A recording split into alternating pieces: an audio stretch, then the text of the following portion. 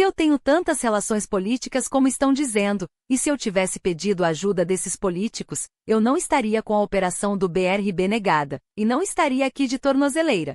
Esta é a defesa dramática de Daniel Vorcaro, dono do Banco Master, um dos principais alvos da investigação que sacudiu o mercado financeiro e político de Brasília. A frase proferida durante seu depoimento à Polícia Federal coloca o acessório de monitoramento eletrônico, a tornozeleira, no centro de sua estratégia para negar influência política nos negócios que somavam bilhões. O Brasil finalmente teve acesso aos depoimentos centrais do chamado caso Master, após o ministro Dias Toffoli, do Supremo Tribunal Federal, retirar o sigilo dos inquéritos. Não se tratava apenas de um depoimento, mas de um choque de narrativas entre o banqueiro Daniel Vorcaro, o ex-presidente do BRB, Paulo Henrique Costa, e o diretor de fiscalização do Banco Central, Ailton de Aquino.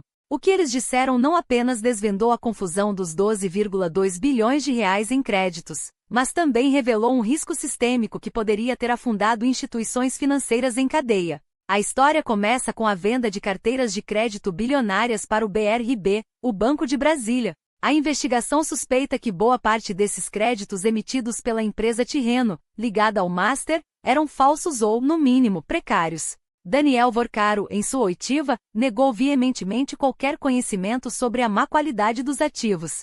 Ele alega que a transação final nem sequer foi concluída, pois o pagamento ao BRB acabou sendo feito com outros ativos. Eu não sei dessas operações, declarou. O banqueiro tentou passar a bola para o Banco Central, sugerindo que, dada a auditoria quase diária do BC, a autarquia deveria ter identificado as irregularidades antes.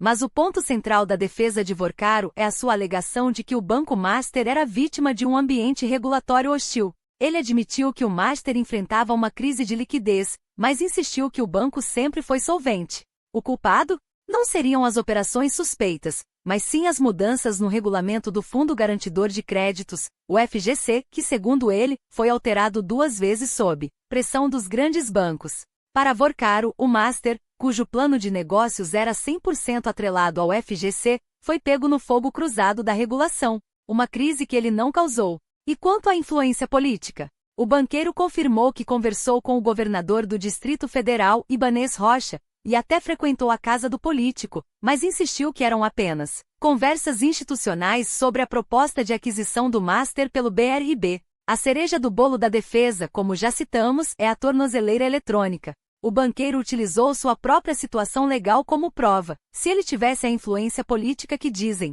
a operação de venda ao BRB teria sido aprovada e ele não estaria preso. Mas a versão de Daniel Vorcaro não resiste à frieza dos fatos apresentados pelo BRB e principalmente pelo Banco Central. O ex-presidente do BRB, Paulo Henrique Costa, desenhou um cenário completamente diferente, no qual o BRB era o lado lesado que tentava desesperadamente estancar a sangria. Costa afirmou que a compra de carteiras do Master era rotineira, mas o padrão documental piorou, forçando a escalada de cobranças até chegar diretamente a Vorcaro. O BRB comprou uma carteira em dezembro de 2023 que gerou reclamações de clientes e questionamentos do Banco Central. No mês seguinte, o Master solicitou a recompra do ativo, um ato que, segundo Costa, não foi uma liberalidade de Vorcaro, mas uma obrigação contratual. A parte mais explosiva do depoimento de Costa, no entanto, é a explicação de por que o BRB não exerceu o direito de reaver, imediatamente, os 12 bilhões de reais.